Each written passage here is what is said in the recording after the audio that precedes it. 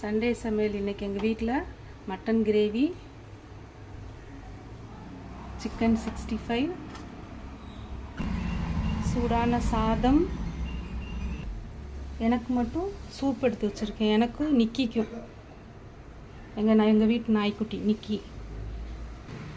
இது எங்கள் வீட்டுக்கு பூனைக்குட்டிங்க யூட்டா, யூஜி, டோஃபு சாப்பிட்டாங்க ஆல்ரெடி. இது மிச்சம், இன்னும் கொஞ்சம் நேரம் கழிச்சு சாப்பிடுவாங்க.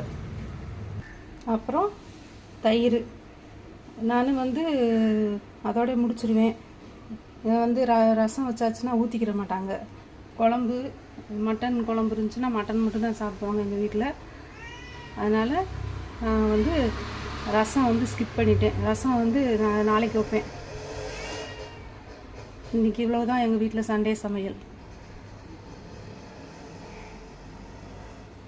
அப்புறமா ஸ்வீட் வேணும்னா ஃப்ரெஷ்ஷாக செஞ்சுக்கிடுவோம்.